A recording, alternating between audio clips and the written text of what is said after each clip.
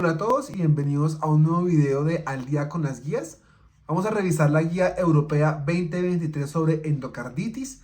Hablaremos de profilaxis, diagnóstico, tratamiento y algunas consideraciones especiales. Espero les guste, no olviden darles like y compartirlo, así que empecemos. Entonces, empecemos. La endocarditis es una enfermedad que no es infrecuente, más o menos hablamos de 14 casos por cada 100 personas año, una mortalidad que llega a ser de 0,8 muertes por cada 100.000 personas, y para el 2019 hablábamos de 66.300 muertes. Antes de entrar a hablar de diagnóstico y tratamiento, hay que tener en cuenta prevención, porque hay un grupo de población que está en mayor riesgo de desarrollar endocarditis e igualmente vamos a tener algunas estrategias que podemos hacer. Entonces, primer punto, ¿cómo llega una bacteria al endocardio? ¿Cómo llega al corazón? Puede entrar por la piel, puede entrar por tracto respiratorio, puede entrar por tracto genitourinario. De ahí que, por ejemplo, los usuarios de drogas endovenosas, las personas que se usan, hacen punciones vasculares inseguras, como por ejemplo tatuajes en lugares con pocas condiciones salubres, van a tener mayor riesgo. Sabemos que la boca es un área que está llena de bacterias normales. Los estreptococos están en la cavidad oral. De ahí que todos los procedimientos que involucran la cavidad oral, extracciones dentales, cirugías periodontales, procedimientos que manipulen la encía, van a conferirnos un riesgo de endocarditis. Pero nuestro problema es que no tenemos información lo suficientemente fuerte proveniente de estudios de tipo aleatorizados controlados. ¿Qué sabemos? Definitivamente sabemos que el usar antibióticos de manera profiláctica nos disminuye la incidencia de endocarditis. Es contradictorio con algunos estudios, sí, pero lo que sí sabemos es que una población específica, la población de alto riesgo, es la que más se beneficia de este tipo de intervenciones. Y esto impacta nuevamente en incidencia. No sabemos muy bien, por ejemplo, del paciente trasplantado, qué tanto beneficio tenga o qué tanto impacto tenga en otros gérmenes, como por ejemplo de tipo fúngico. Estos son medidas de prevención general que tienen que ir a todas las poblaciones y puntualmente más a los que mayor riesgo tienen, que ya vamos a caracterizar cuáles son. Y esto es la higiene dental por lo menos 2 veces al día, el cuidado adecuado de cualquier tipo de lesión en piel, esta sea crónica o sea aguda, la desinfección de la herida, el manejo apropiado de cualquier foco infeccioso que ya exista, evitar la automedicación de antibióticos y igualmente estos pacientes debería desaconsejárseles el hacerse tatuajes o perforaciones por lo que ya hemos comentado de un mayor riesgo de bacteremia.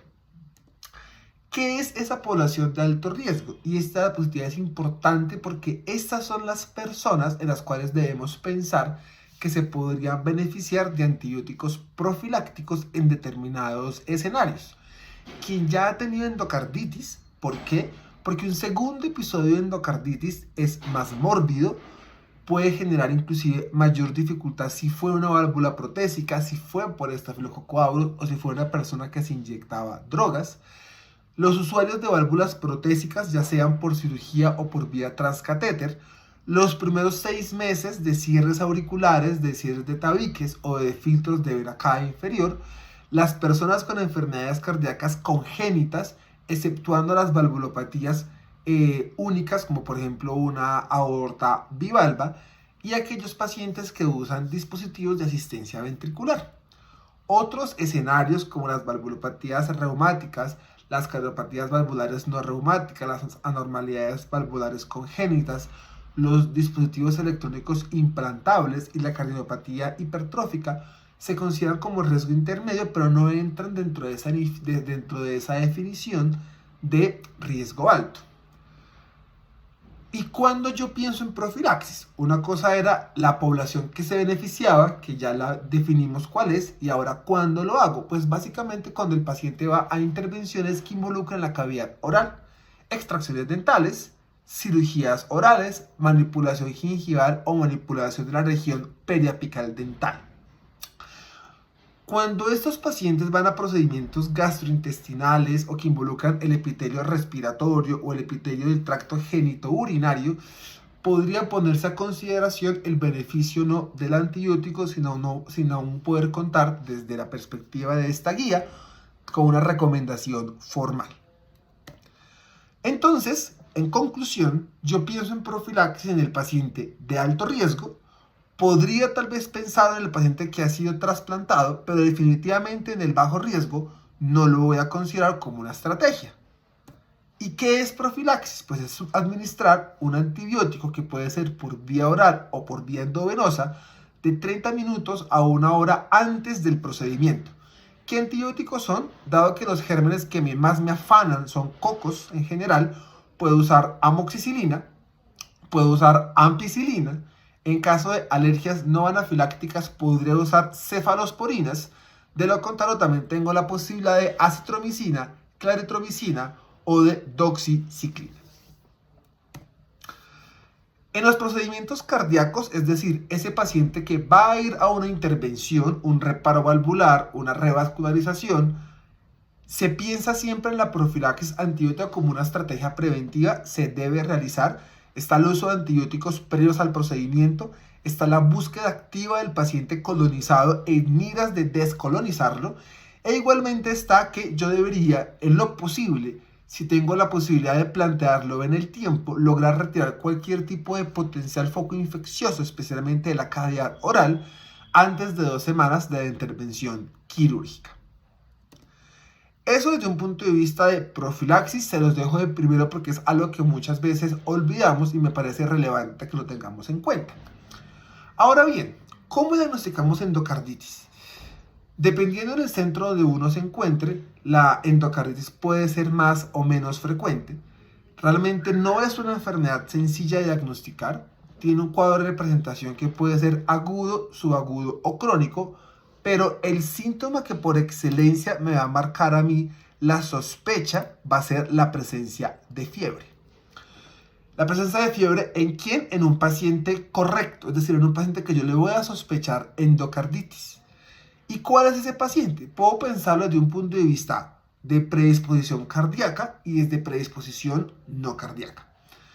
El paciente que ya ha tenido antes endocarditis, el paciente que tiene prótesis valvulares, el paciente que tiene enfermedad ya valvular de base, el paciente que tiene catéteres arteriales o venosos centrales, el que tiene dispositivos intracardíacos o el paciente con enfermedad congénita. La fiebre siempre debe a mí alarmarme y hacerme pensar en la posibilidad de endocarditis.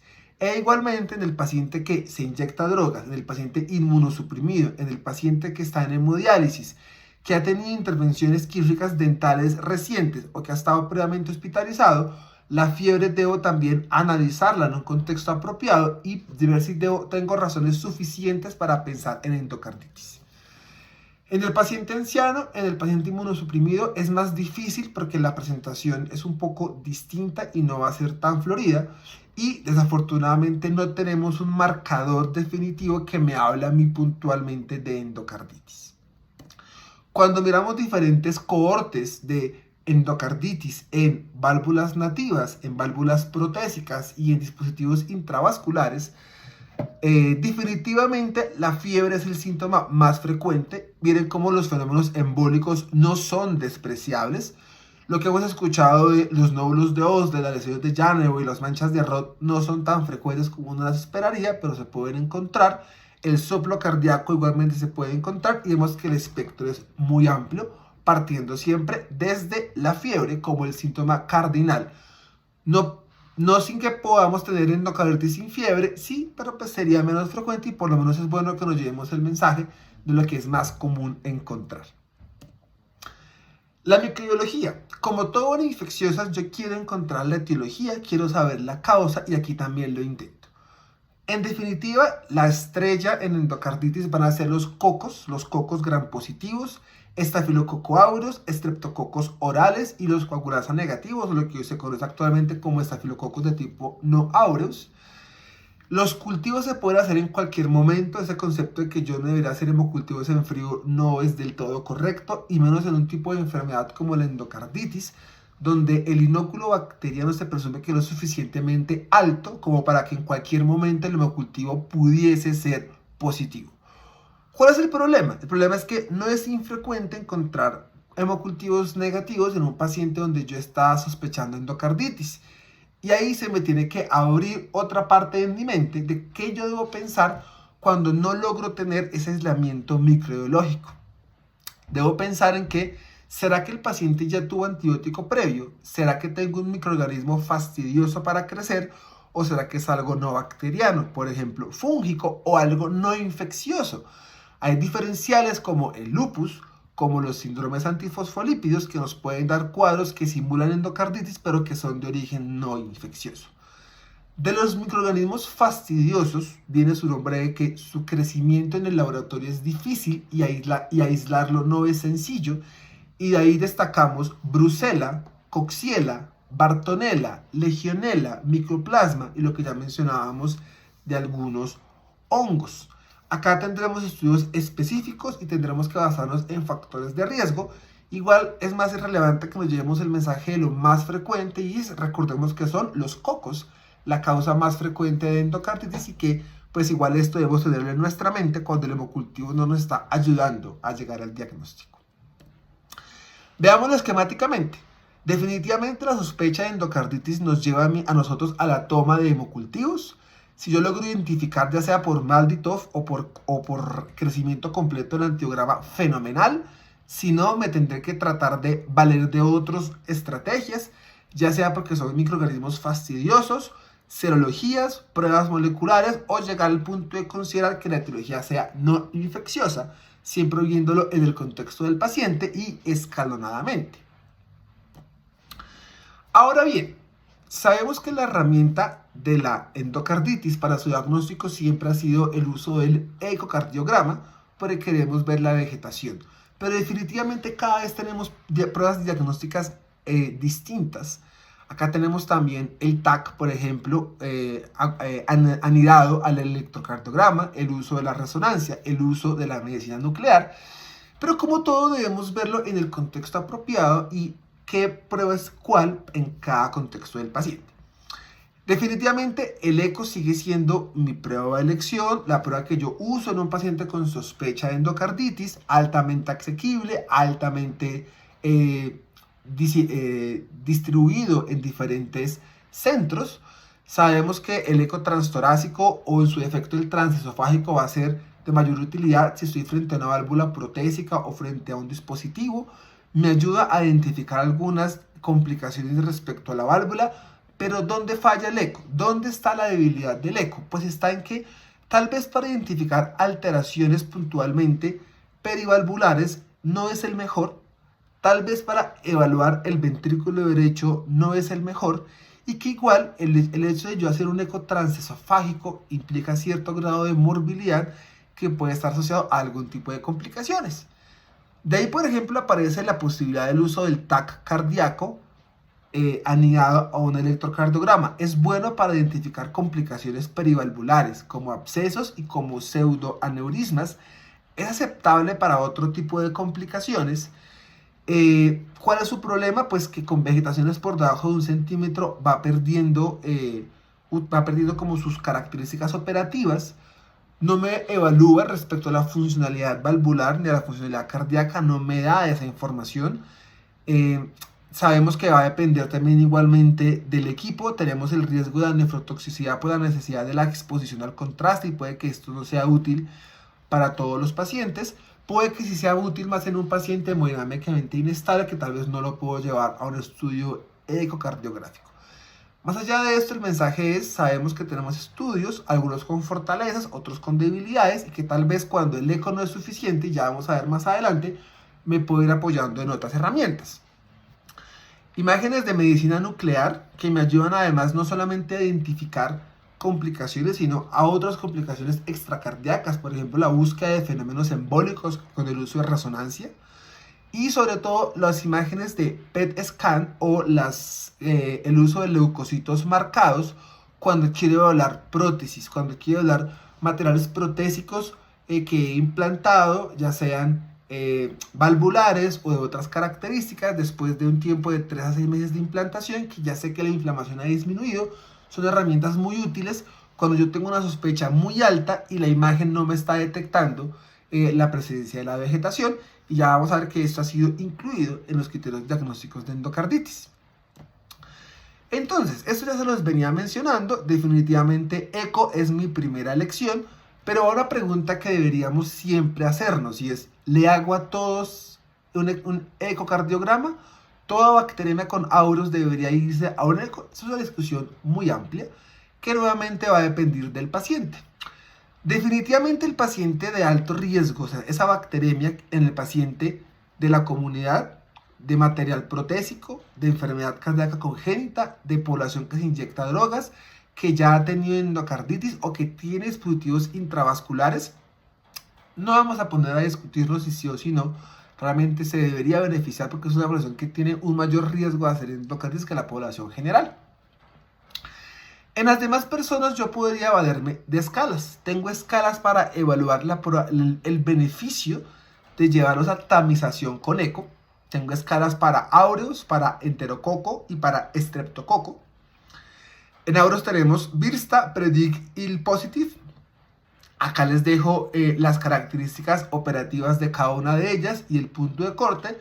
Y son herramientas que podríamos usar. Recuerden que esos estudios tienen las dificultades, es que dependiendo de nuestra población donde estemos, latinoamericana, americana, europea, etcétera, pues tal vez no se acople o no se adapte de la misma manera, pero pues sí va a ser utilidad y las podemos tener en mente. Cuando uno revisa los puntos, realmente son cosas que le hablan a uno de bacterias complicadas: persistencia de los hemocultivos, no de efervescencia, fenómenos embólicos, etcétera. Pero pues es una herramienta objetiva que me puede ayudar en un paciente que tal vez yo no esté tan seguro de llevarlo automáticamente a eco, tal vez esperar un momento o tomarme un tiempo para pensar antes de hacerlo. ¿Por qué lo hacemos? Por este porcentaje. Podemos llegar hasta que 1 de cada 3 bacteremias por aureus va a acabar en endocarditis. Entonces, es una decisión importante, hay que hacerla y hay que detenernos a pensar cómo hacerla. Acá lo ves desde el punto de vista de recomendaciones. Yo tengo eco para diagnóstico, tengo eco para seguimiento, tengo eco al momento de operar y tengo eco después de tratar. Ya hemos hablado que la herramienta de elección es el transtorácico. Si el paciente tiene material valvular o tiene prótesis o tiene dispositivos, preferiblemente arrancaríamos con un transesofágico.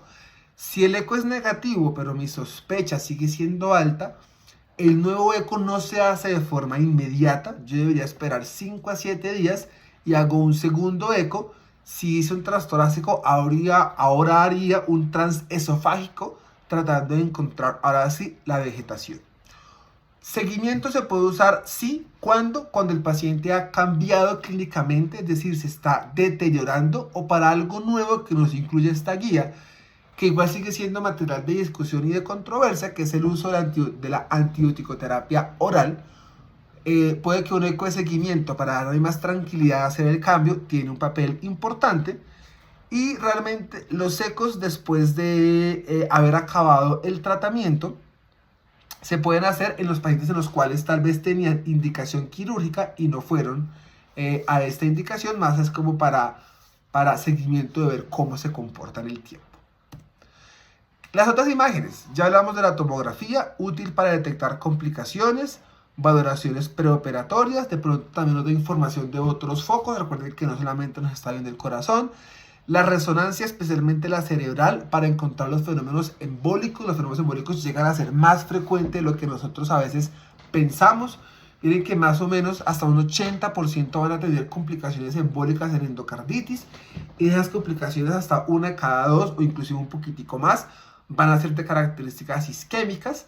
Y el uso de PET scan con un comportamiento mucho mejor en válvula protésica que en válvula nativa. Y también nos ayuda a detectar fenómenos distantes, como por ejemplo embolías en órganos abdominales, u otros focos, por ejemplo también osteomusculares, o como seguimiento en ese paciente que por sus comorbilidades no fue posible operarlo. Todo esto para llegar a los nuevos criterios de Duke, Son criterios modificados en el año 2023 y nos sigue manteniendo el mismo concepto de criterios mayores y de criterios menores. Criterios mayores, que yo tenga un microorganismo típico de endocarditis, que en general son estreptococos orales, gallolíticos, el grupo ASEC, Staphylococcus aureus, Enterococcus fecalis. Que yo tenga un microorganismo consistente con endocarditis en 2 o más hemocultivos que estén separados por más de 12 horas. O que yo tenga, por ejemplo, un título para Coxiella burnetii, que sabemos que es un microorganismo fastidioso, pero que también es un causante de endocarditis. Este es el criterio mayor microbiológico. Pero yo también tengo el criterio mayor imagenológico, que acá ya me abre el espectro a las 4 que ya tenemos disponibles. El eco, la tomografía, el PET y el uso también de tomografía con leucocitos marcados.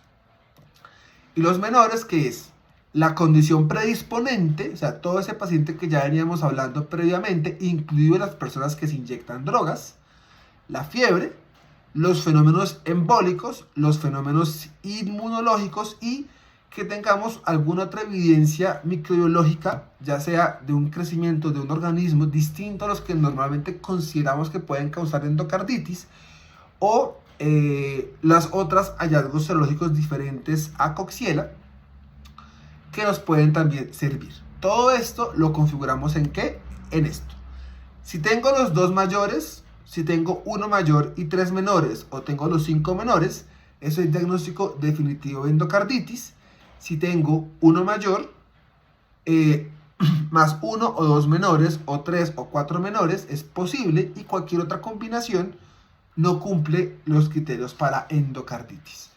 De esto hay una publicación, es una publicación como de 4 o 5 páginas, se las recomiendo si la quieren revisar para ampliar un poquitico más el concepto de cómo están los criterios de Duke y cómo cada uno de ellos cómo se está comportando. Veámoslo entonces nuevamente en un algoritmo. ¿Qué pasa entonces en la válvula nativa? Cuando yo tengo sospecha de endocarditis, pues hago hemocultivos, combino el cuadro clínico, hago un eco transtorácico. Si el diagnóstico es definitivo, perfecto. Si el diagnóstico es posible, pues entro a revisar las demás cosas. ¿Será que mejor repito hemocultivos? Repito el eco a los 7 días. ¿Será que mejor me valgo de otra imagen o de otro estudio? Esas son todas las preguntas que me hago para poder concluir que definitivamente rechazo el diagnóstico o lo considero, y una vez lo considero empiezo a evaluar otras cosas.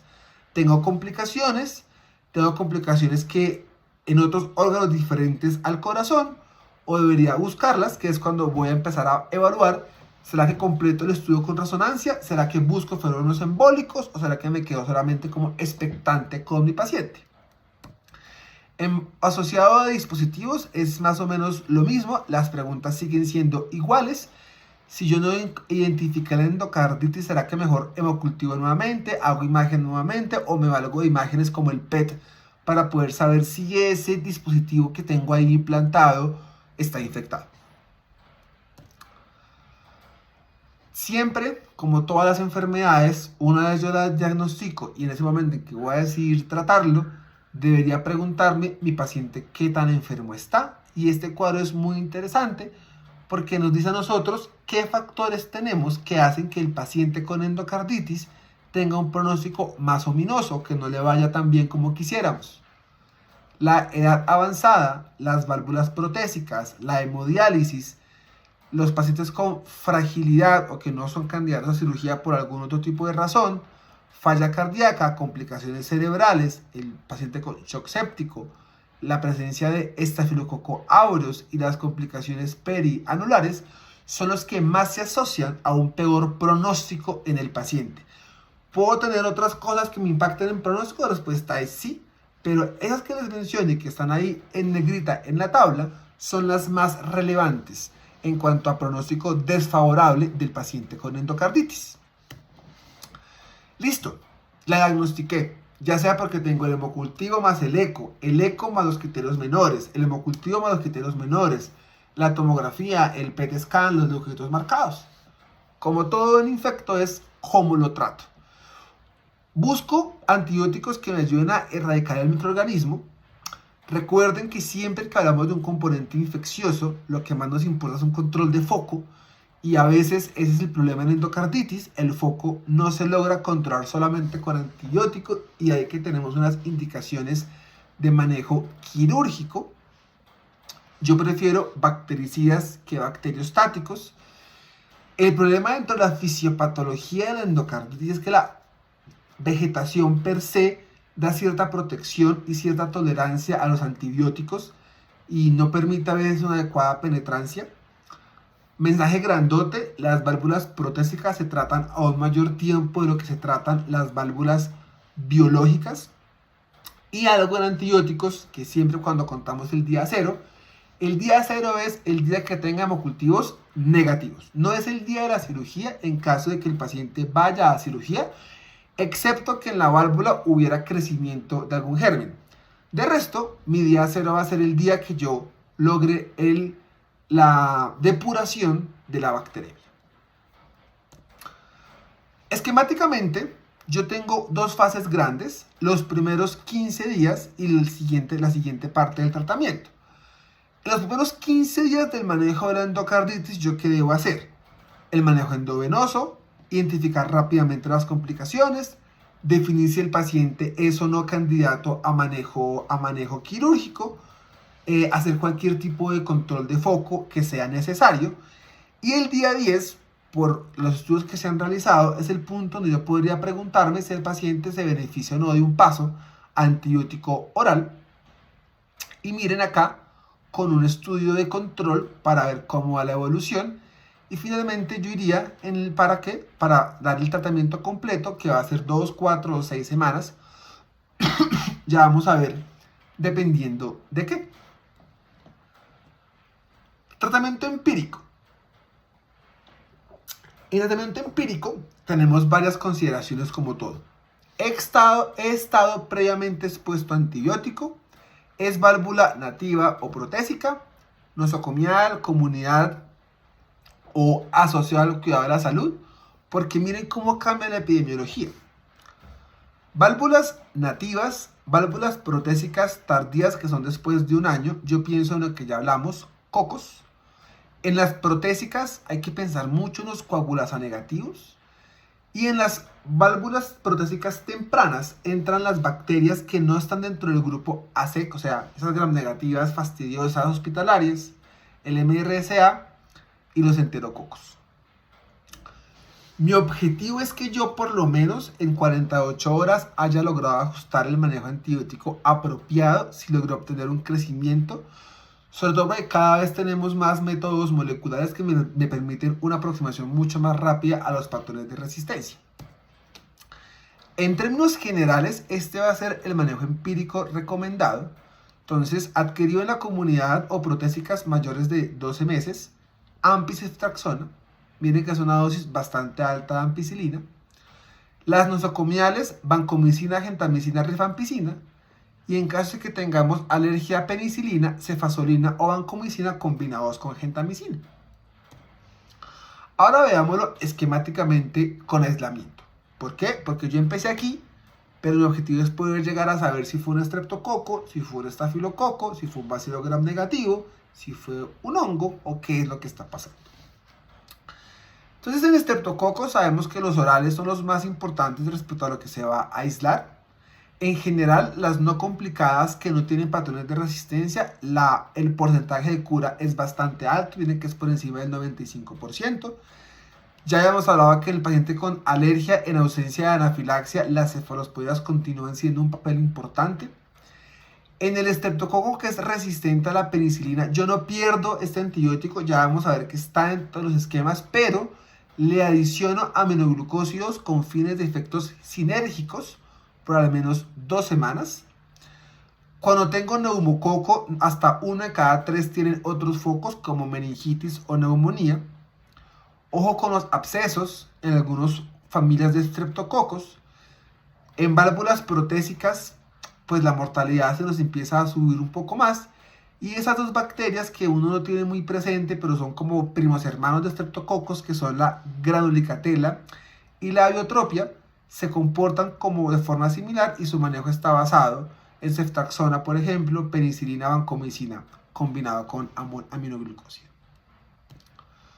¿Cuánto trato yo una endocarditis por estreptococo? Entonces acá yo se los dejo esquematizado, basado en si es válvula nativa o válvula protésica. Vean lo que en formas generales todas las válvulas protésicas se van a 6 semanas. Lo que cambia es si le adiciono o no aminoglucósido por 15 días. Y aquí yo le adiciono aminoglucósido a los orales que tienen resistencia a la penicilina, a los beta hemolíticos y a granulicatela y a iotropia se van con aminoglucósido. Puedo dar 4 semanas en válvulas nativas y sobre todo en estreptococos orales con válvulas nativas en endocarditis no complicada, podría ayudar solamente 15 días de tratamiento y es suficiente. Y granulicatela y iotropia se van a 6 semanas, independiente si es protésica o si es nativa. Acá nuevamente resumido, sensibilidad o resistencia. Miren que en todas yo uso pues penicilina, amoxicilina o ceftriaxona. La diferencia está en la adición de gentamicina sí o sí cuando tengo resistencia o sensibilidad intermedia. Y cuando yo doy 2 semanas de manejo, esto va de la mano de gentamicina siempre y cuando sean estreptococos orales o gallolíticos.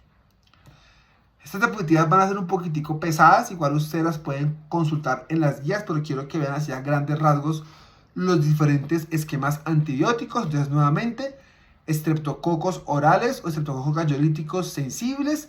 En válvula nativa se va a ir a 4 semanas, en protésica se va a ir a 6 semanas. Penicilina, amoxicilina o ceftriaxona. El paciente de 2 semanas y que no aplica para protésica, es válvula nativa no complicada, se va a ir con un manejo de penicilina, amoxicilina, ceftriaxona con la adición de gentamicina. Cuando tengo alergia, la vancomicina es una opción. Y nuevamente en los pacientes que tengo resistencia o sensibilidad aumentada o intermedia a la penicilina, pues entra el uso de la gentamicina. Igualmente en válvulas protésicas también tenemos un esquema de 2 semanas de gentamicina. Alergia a beta-lactámicos, nuevamente vancomicina o vancomicina gentamicina en caso de válvulas protésicas. Entonces vamos viendo mensajes grandes. Gentamicina se usa cuando tengo prótesis valvulares. Gentamicina la uso cuando quiero usar esquemas cortos en manejo de 2 semanas de estreptococos orales o estreptococos gallolíticos. Válvulas nativas se van a 4 semanas. Protésicas se van a 6 semanas. Granulicatela y iotropia se van a 6 semanas. Estafilococo. Entonces, acá no usamos aminoglucósido en válvulas nativas. Los manejos son un poquito más largos, excepto si la endocarditis es derecha, que yo podría usar 2 semanas en caso de que no sea complicada. Lo mismo que hablábamos del concepto de alergia y el uso de cefalosporinas. La mortalidad es alta. La endocarditis por estafilococo aureus en válvulas protésicas, miren tasas de mortalidad hasta por encima del 45%. Válvulas protésicas, uso rifampicina o uso aminoglucósidos. Eso es importante. En los estafilococos aureus que tengo resistencia a la meticilina con mix de banco por encima de 4, uno va empezando, si bien no está en rango de resistencia, ya va empezando a tener como una alarma de posibilidades de falla al manejo antibiótico. Idealmente usar mecanismos PKPD para guiar la terapia de vancomicina, y cuando usamos daptomicina se usa a dosis altas. ¿Qué diferencias hay si es sensible o si es resistente? Entonces, el manejo sensible, ¿cuál va a ser? Va a ser oxa o cefazolina por 4 a 6 semanas. Otras opciones que tengo disponibles, daptomicina con oxa, ceftarolina o fosfomicina. Recordemos que son guías europeas, donde tienen pues toda la disponibilidad de antibióticos. El uso de oxa o cefazo nos puede dar para otra discusión grande respecto al inóculo. La guía nos da los 2 antibióticos. En general uno sabe que con inóculos más grandes uno prefiere inicialmente tal vez usar oxa antes de pensar en otros antibióticos. En válvulas protésicas pasa lo mismo, pero le adicionamos rifampicina y le adicionamos aminoglucósidos. Y en alergias, pues lo que yo hago es cambiar la penicilina por cefazolina. En resistentes, vancomicina 4 a 6 semanas o vancomicina con rifampicina por 6 semanas, adicionalmente a las 2 semanas de aminoglucósido en la válvula protésica. Veámoslo nuevamente en las tablas pesadas que les contaba. Entonces, sensibilidad a la meticilina en válvula nativa, 4 a 6 semanas. ¿Con qué? Con oxacilina o con cefazolina. Miren que ellos los dejan al mismo nivel de recomendación. Válvula protésica, le adiciono además rifampicina, se va a 6 semanas y se da con 2 semanas de gentamicina. Nuevamente lo mismo, oxa o cefazo más los dos medicamentos. Alergia a betalactámicos, pues quedamos con la cefazolina, bajo las mismas consideraciones cuando la válvula es protésica.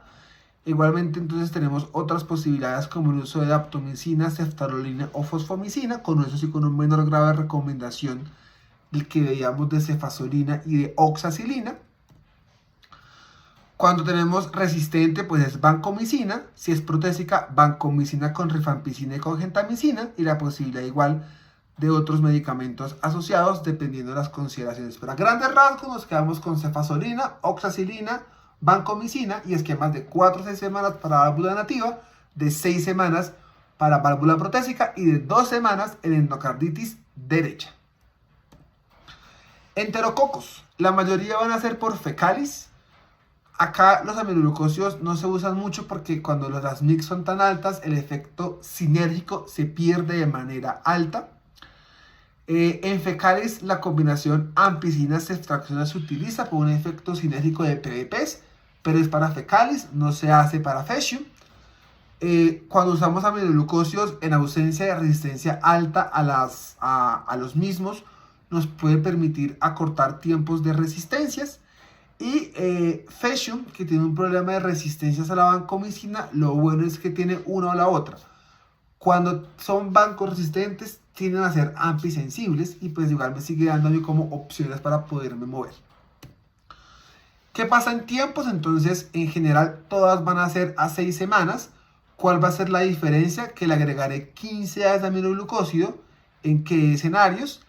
En los enterococos, por ejemplo, van a ser 6 semanas o 2 semanas con aminoglucósidos cuando tengo ausencia de resistencia alta al aminoglucósido.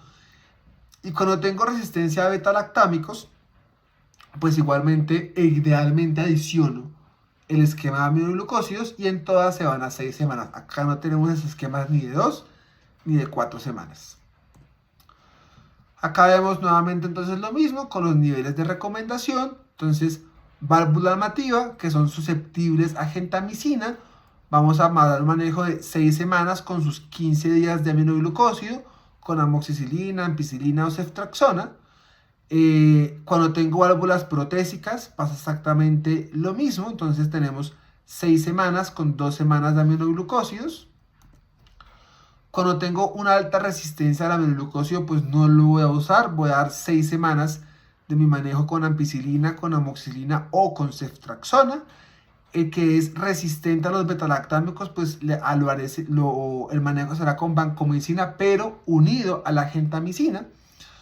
Y el que es resistente a la vancomicina, pues tengo igual la ampicilina en caso de que sea sensible, u otras opciones como la daptomicina, el ertapenem, el ceftarolina, con niveles de evidencia un poco menores. Es decir, acá en conclusión, para enterococos tenemos, todos se van a 6 meses, ampicilina o gentamicina, ampicilina o ceftriaxona o vancomicina en caso de resistencias.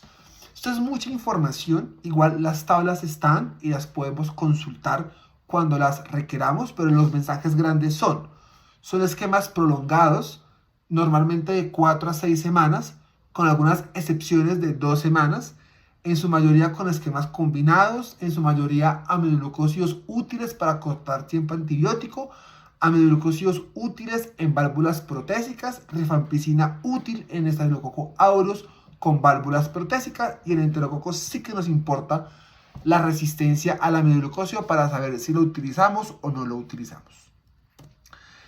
Otros gram negativos, entonces, el grupo ASEC, usamos ceftriaxona o podemos usar ampicilina más gentamicina. En general, el manejo se va a 4 semanas para válvulas nativas y a 6 semanas para válvulas protésicas. Y para el resto de gram negativos, damos 6 semanas de tratamiento. Y acá tenemos los esquemas para esos gérmenes que en general no son comunes. y son que en general son tetraciclinas como la doxiciclina o pueden ser quinolonas. Muchas veces cuando no tenemos las herramientas o cuando tenemos como el suficiente nexo epidemiológico o la suficiente sospecha, hacemos un manejo empírico tratando de pensar en que esta pudiera ser la causa de la infección. Entonces, esquemáticamente todo esto, ¿cómo se resume? Tengo un cultivo, ¿no es cierto?, con un crecimiento. Si sí creció, tengo control de foco de lo que yo debería preguntarme. Y esto lo vamos mirando en que llevo más de 2 días sin fiebre, la PCR bajó un 25%, la PCR está por debajo de 20, tengo menos de 15.000 leucocitos. Llevo más de 10 días de antibiótico o más de 7 días en caso de que haya sido operado. Tengo con un paciente con obesidad o que tenga alteraciones gastrointestinales. Ya revisé cómo está el nuevo ecocardiograma. Todas esas preguntas son ¿para qué? Para la posibilidad de antibiótico-terapia oral. Cada vez estamos hablando más de la posibilidad del uso de antibióticos orales para no completar esquemas tan largos solamente con antibióticos endovenosos. La guía nos lo propone y nos lo propone de esta manera, con un checklist, que es lo que yo en general hago cuando quiero poner antibióticos orales. Si yo no cumplo esas condiciones, pues mi paciente no es candidato. Es decir, debo tener un paciente controlado, estable, con cualquier proceso, con cualquier intención quirúrgica ya resuelta y seguro de que no tenemos nuevas complicaciones. Si ese es el caso, pues tengo diferentes opciones dependiendo del aislamiento con dosis que realmente son bastante altas.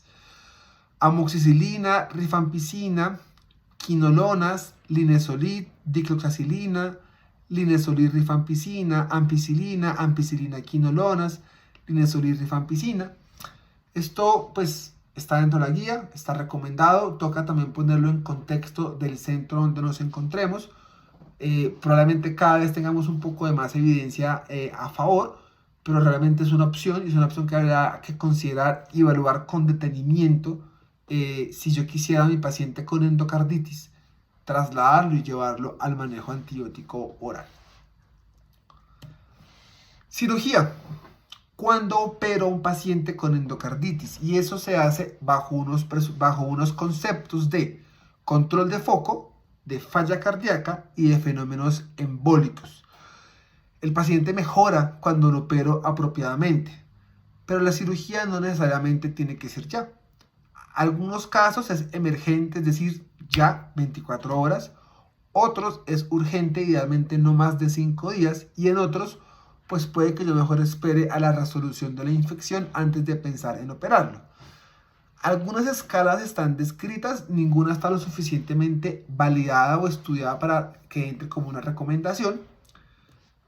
Cuando hablamos de falla cardíaca como indicación quirúrgica es porque es la principal complicación que se ve asociada a la endocarditis. La avanzada, el compromiso aórtico y el aumento de comorbilidades me dan mayor riesgo. Más o menos el 5% hará choque cardiogénico. Lo voy a ver como una reducción de la FEBI que no conocía previamente, como vegetaciones de gran tamaño que dificultan la salida o que comprometen el tracto de eyección, los abscesos perivalvulares, los pseudoaneurismas y igualmente las insuficiencias secundarias a perforación pues nos van a dar cuadros de falla cardíaca. Y si yo además si asociado a eso tengo compromiso de biomarcadores como troponina, como péptidos natriuréticos, el pronóstico es aún peor en este grupo de pacientes. Y acá lo vemos. Opero por falla cardíaca, opero por no control de foco u opero por riesgo de embolio. Realmente la única indicación emergente, o sea, operarlo ya, es el paciente que hace choque cardiogénico o hace edema pulmonar por falla cardíaca secundaria a su endocarditis. Ese paciente tiene que ir a cirugía ya. Si el paciente se pone inestable, tiene una pobre tolerancia hemodinámica, pues tiene indicación de cirugía urgente por su falla cardíaca. De lo contrario, la cirugía no es urgente y probablemente yo esperaré a ver cómo resuelve la infección, cómo se comporta la falla cardíaca y ahí sí tomaré conductas. Foco no controlado. Cuando hago abscesos, hago fístulas o vegetaciones de gran tamaño, que ya vamos a ver que ese gran tamaño, más que de foco, me da ese riesgo embólico y opero es basado en ese riesgo embólico. Se hace cirugía urgente. Los hemocultivos persistentemente positivos, las bacterias resistentes y los hongos también pueden ser indicaciones urgentes de cirugía, con un asterisco de que tal vez no todos los organismos resistentes requieren cirugía ya, pero pues sí toca tenerlo en mente. Y las endocarditis causadas en prótesis, en válvulas protésicas por áureos o por microorganismos del grupo Novasec de tipo Bacilo gram negativo, pues probablemente el paciente acá habrá que igualmente considerar la posibilidad quirúrgica. Y el tamaño, realmente nuestro número mágico es 10 y se hace mucho más relevante si ya he demostrado la presencia de fenómenos embólicos en mi paciente.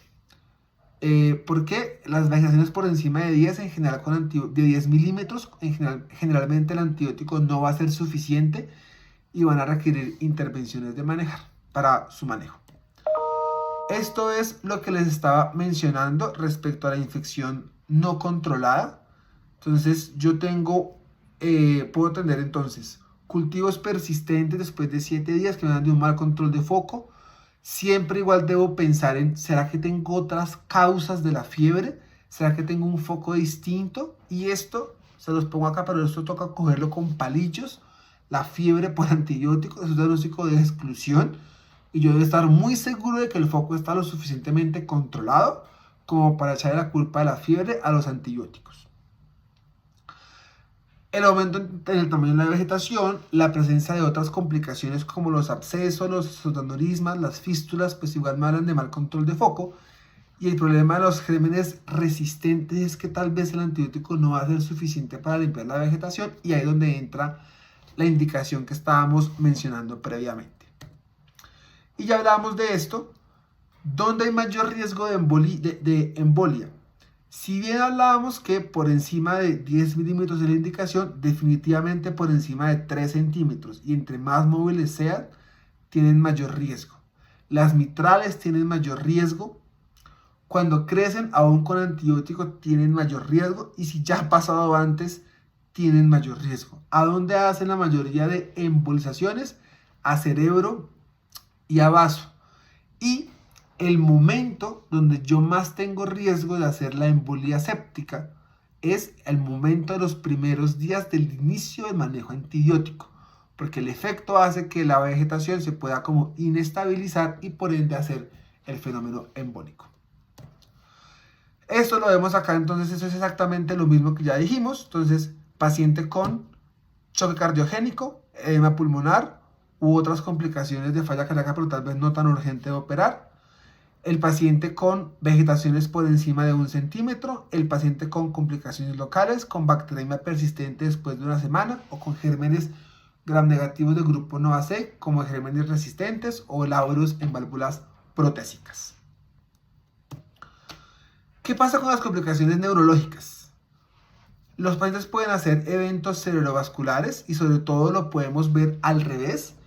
A veces podemos llegar a un diagnóstico de endocarditis de un paciente que debuta con una manifestación isquémica cerebral, con una fiebre no explicada que nos lleva a encontrar la infección. Más o menos 1 de cada 3 es sintomático, hasta el 80% va a poder ser asintomático. El espectro de complicaciones no se limita únicamente al fenómeno embólico. Puedo tener además fenómenos hemorrágicos, intracerebrales o subaracnoideos. Puede hacer meningitis, puede hacer absceso cerebral, encefalopatía o aneurisma micótico, especialmente relacionado con el estafilococo aureus. Y dentro de las recomendaciones, la más importante es esta, yo pensaría, y es que un evento cerebrovascular isquémico secundario a una embolia por una endocarditis, pues no tiene indicación de trombolisis. Eso no se va a trombolizar. Lo que sí tendré que hacer es evaluar a un paciente con resonancia en caso de que tenga síntomas sugestivos, o en caso de que yo quisiera estar buscando porque un paciente no está mejorando a pesar de las conductas que he realizado. ¿Qué más pueden pasar? Entonces, los aneurismas micóticos, puedo tener complicaciones esplénicas, no solamente de infartos, puede hacer absceso por inóculo o puede hacer ruptura esplénica, puede haber pericarditis, bloqueo auriculoventricular, infección ósea y puede también hacer espondilodicitis. Momento de operar después de una complicación neurológica, en general diríamos que solamente la complicación hemorrágica es la que nos va a retrasar la cirugía aproximadamente un mes. Realmente las complicaciones isquémicas, si el paciente tiene una indicación clara de ser operado, no debería retrasarme la intervención quirúrgica. Importante, las infecciones yo las trato esperando que no vuelvan, pero pueden volver y pueden volver como recaídas o como reinfecciones. Cuando el episodio de endocarditis, después de haber sido tratado, regresa con una especie diferente, se conoce como reinfección. Cuando es la misma especie, pero han pasado más de 6 meses, se conoce como reinfección.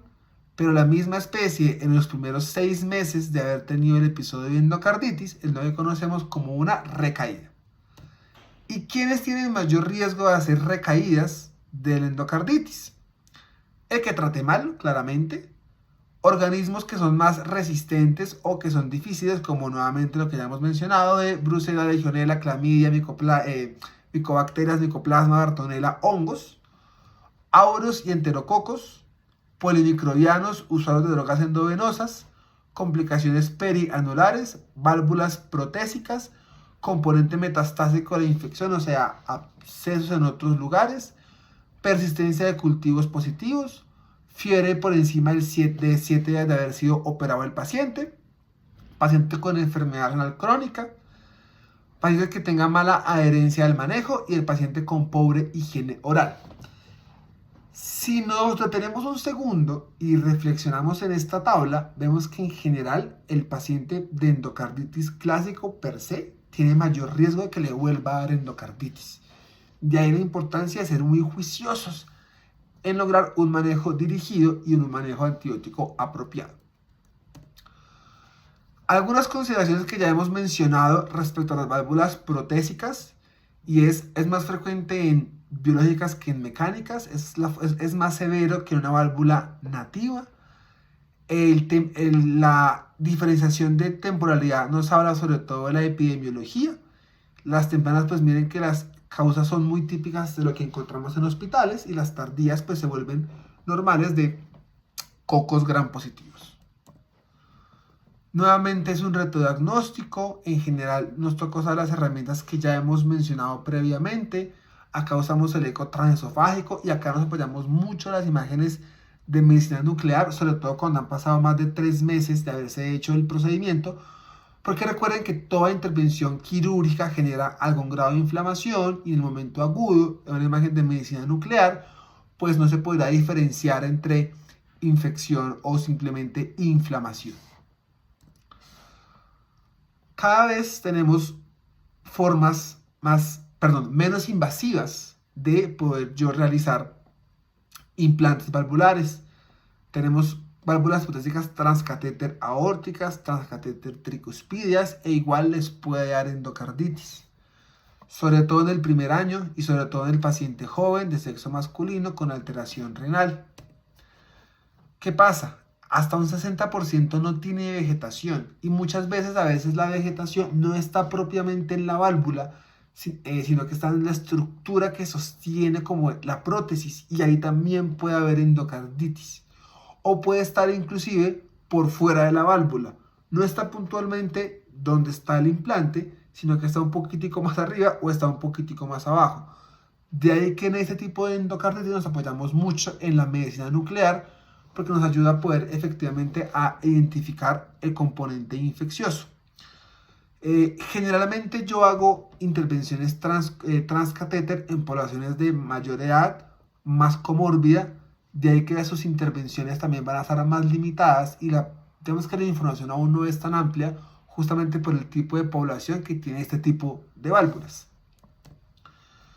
Con dispositivos implantables yo tengo este score que me ayuda a mí a saber como el riesgo de que el paciente pueda estar o no teniendo una posibilidad de infección asociada al catéter.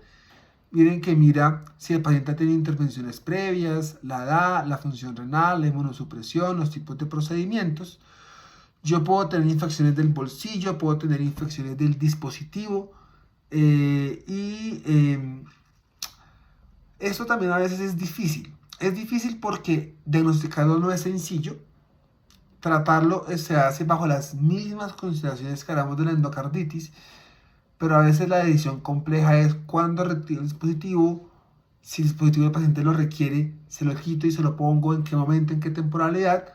Pero para dejar como un mensaje grande, porque pues esto no va a ser como lo más frecuente que vamos a enfrentarnos, el manejo que hacemos es bajo las mismas consideraciones que teníamos y siempre que tengamos un paciente con dispositivos, recordemos que pueden infectarse.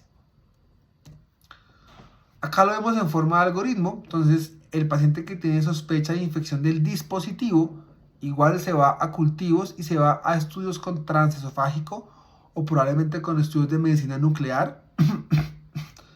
Sabemos que estos ya están incluidos dentro de los nuevos criterios de Duke y hacemos lo mismo. Si lo confirmé, perfecto, si no, tal vez repito en 7 días y dependiendo de lo que yo tenga del aislamiento podré definir si lo trato, si lo opero, si lo trato y lo opero o si lo trato y lo sigo, dependiendo de las consideraciones, que es lo que estamos viendo acá. Lo trato, es un gram negativo, es infección fúngica, 2 semanas de antibióticos, 4 semanas de antibióticos o 6 semanas. Cuando yo no tengo vegetación y el paciente es una infección por un microorganismo que no es un estafilococo aureus, pues 2 semanas puede ser suficiente.